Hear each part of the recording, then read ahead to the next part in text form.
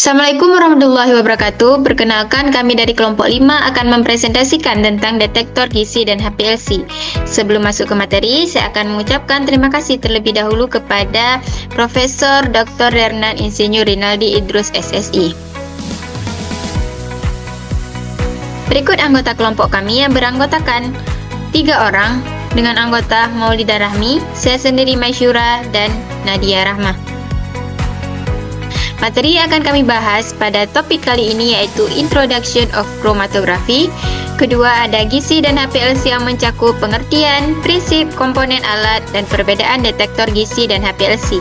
Yang ketiga, ada detektor yang mencakup pengertian, fungsi, karakteristik, dan perbedaan detektor gizi dan HPLC. Yang keempat, ada aplikasi gizi dan HPLC. Yang kelima, ada kesimpulan. Untuk pendahuluan akan dilanjutkan oleh rekan saya. Kromatografi merupakan teknik analisis yang penting dalam pemisahan, identifikasi, dan pengukuran komponen dalam campuran dengan memanfaatkan interaksi antara fase diam dan fase gerak.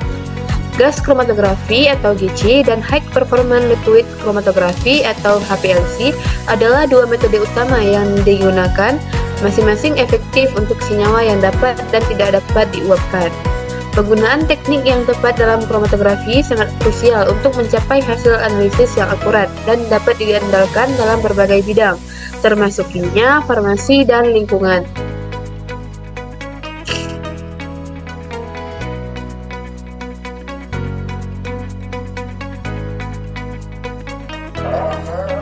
Pertama, yaitu gas kromatografi.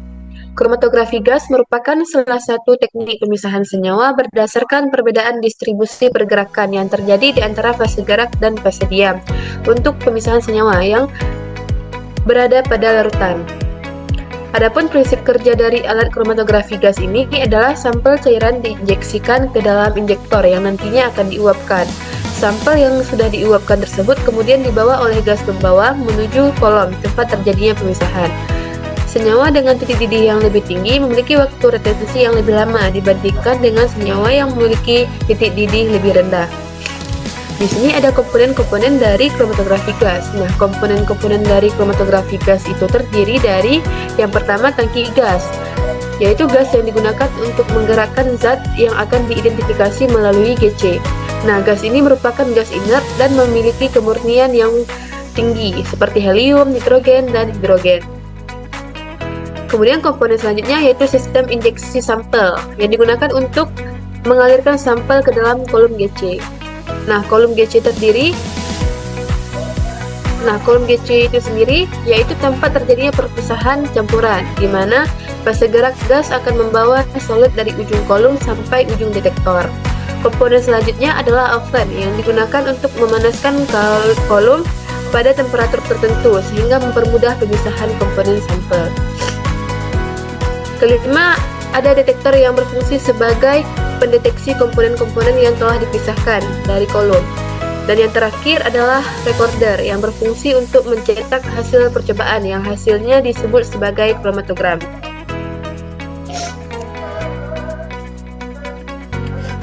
Baik, selanjutnya ada instrumen HPLC.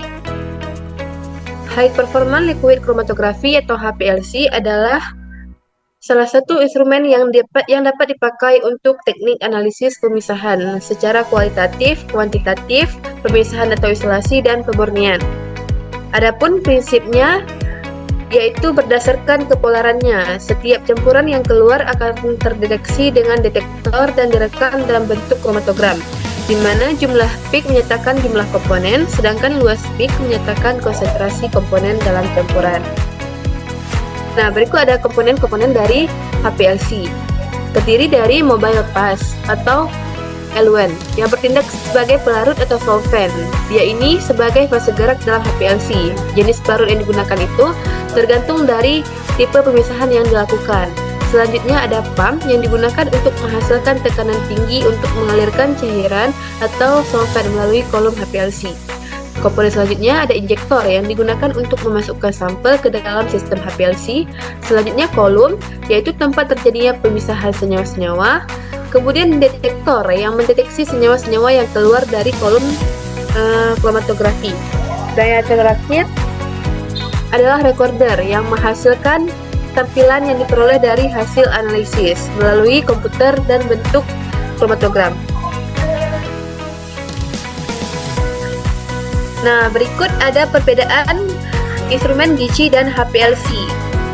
Selanjutnya, detektor, yaitu perangkat yang terletak pada ujung kolom tempat keluar fase gerak yang membawa komponen hasil pemisahan. Fungsinya yaitu untuk mendeteksi adanya komponen sampel dalam aliran yang keluar dari kolom. Adapun karakteristiknya yaitu yang pertama cukup sensitif, kemudian stabilitas dan keterulangan tinggi, respon linear terhadap solut, waktu respon pendek sehingga tidak bergantung kecepatan alir, kemudian reliabilitas tinggi dan mudah digunakan, dan yang terakhir tidak merusak cuplikan.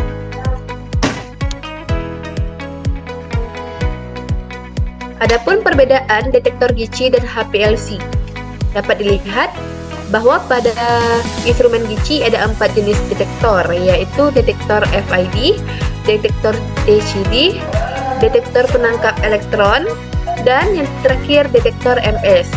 Sedangkan pada instrumen HPLC itu ada 6 jenis detektor, yaitu detektor RI, Bulk Property Detector, detektor UV Phase, Solid Property Detector, detektor fluoresen, dan yang terakhir adalah detektor elektrokimia.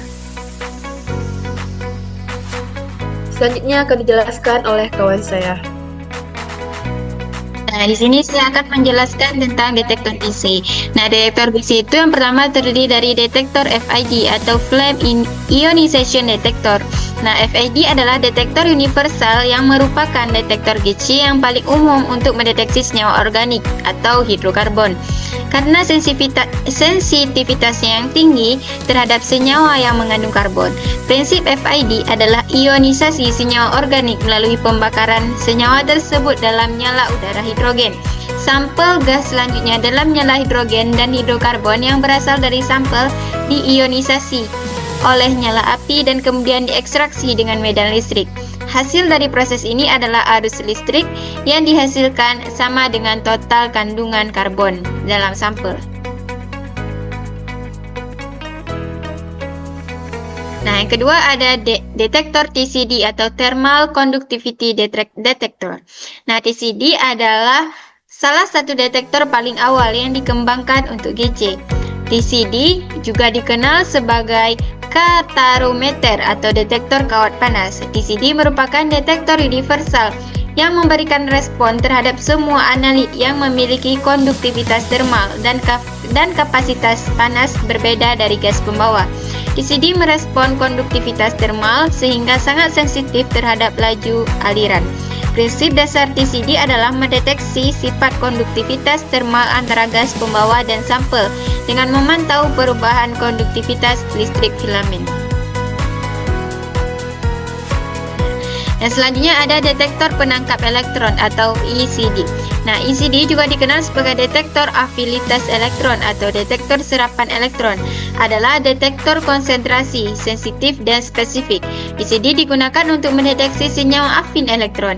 ECD memiliki sensitivitas yang tinggi terhadap senyawa elektronegatif, yaitu halogen, namun juga memiliki batas deteksi yang rendah untuk menghasilkan karbon dan ion. Digunakan sumber sinar yang berenergi rendah. Selanjutnya ada detektor MS. Nah, MS merupakan salah satu detektor dari GC yang sering digunakan untuk mendeteksi senyawa organik dan anorganik karena memiliki sensitivitas yang tinggi, selektivitas, kemungkinan untuk mengidentifikasi senyawa berdasarkan massa molekul, dan detektor ini memberikan analisis yang lugas. MS dapat menawarkan informasi struktural terperinci dalam suatu komponen dengan memisahkan komponen tersebut.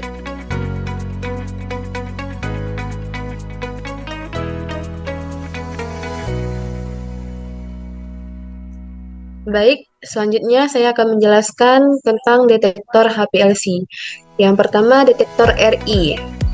Prinsip kerjanya adalah memonitor perbedaan indeks refraktif antara fasa bergerak dan larutan yang keluar dari kolom atau eluen, dan akan memberikan respon untuk setiap bahan terlarut yang mempunyai indeks refraktif yang signifikan, berbeda dari fasa yang bergerak. Alat ini paling tidak mempunyai dua kompartemen, yang salah satunya berisikan fasa bergerak atau referen, dan yang lainnya larutan yang keluar dari kolom, sumber cahaya atau monokromatik, dan dua fotodetektor. Perbedaan indeks refraktif dari kedua kuvet inilah yang akan dirubah menjadi pulsa listrik yang akan diteruskan ke recorder untuk dirubah menjadi kromatogram. Yang kedua yaitu Bolt Property Detector. Prinsip kerjanya berdasarkan perbandingan pada sifat-sifat fisika dan dari fasa bergerak dengan tanpa bahan yang terlarut. Walaupun detektor ini umum dipergunakan, namun relatif kurang sensitif dan memerlukan kontrol temperatur yang baik.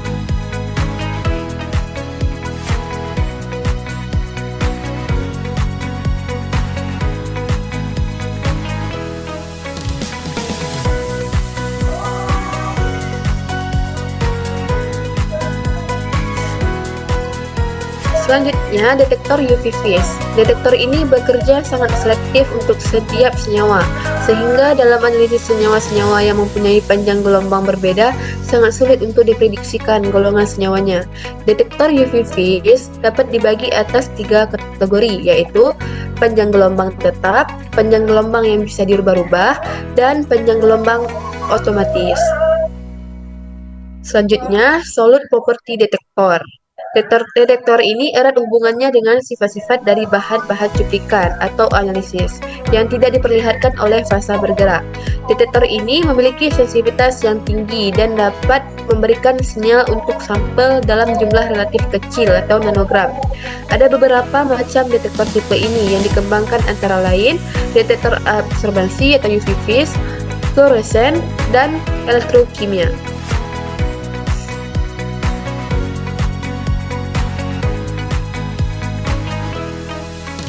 Kemudian detektor fluoresen. Prinsip kerja dari detektor ini adalah berdasarkan perbedaan pendar atau emisi dari senyawa-senyawa yang dianalisis, sehingga detektor ini hanya dapat digunakan secara selektif untuk senyawa-senyawa yang mengeluarkan emisi sinar atau senyawa-senyawa yang dengan pemberian energi atau sinar akan tereksidasi dan mengeluarkan emisi sinar. Jadi, detektor ini tidak dapat dipakai untuk semua senyawa kimia. Kemudian yang terakhir adalah detektor elektrokimia. Prinsip detektor ini didasarkan pada karakter voltameter dari molekul senyawa yang dianalisis di dalam fase bergerak, air atau air organik. Pengukuran dilakukan berdasarkan pada perbedaan potensial listrik dari molekul senyawa yang dianalisis dan fasa bergerak dibandingkan dengan potensial listrik dari fasa bergeraknya.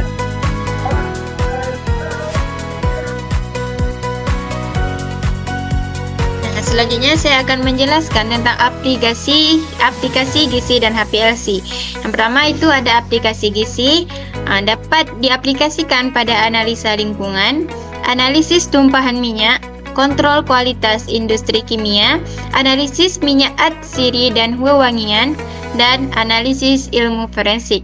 Nah, untuk aplikasi HPLC itu tersendiri dapat diaplikasikan pada analisis farmasi, analisis lingkungan, analisis dalam ilmu forensik, analisis forensik warna tekstil, dan aplikasi dalam uji klinis.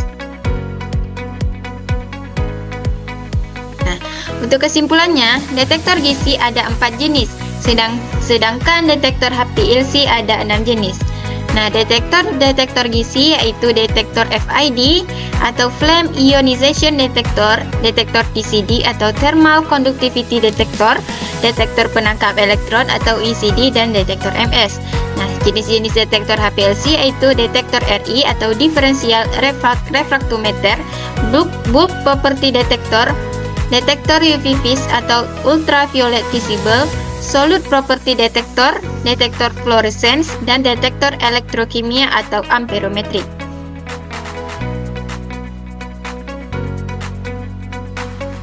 Sekalian presentasi dari kelompok kami ucapkan terima kasih dan wassalamualaikum warahmatullahi wabarakatuh.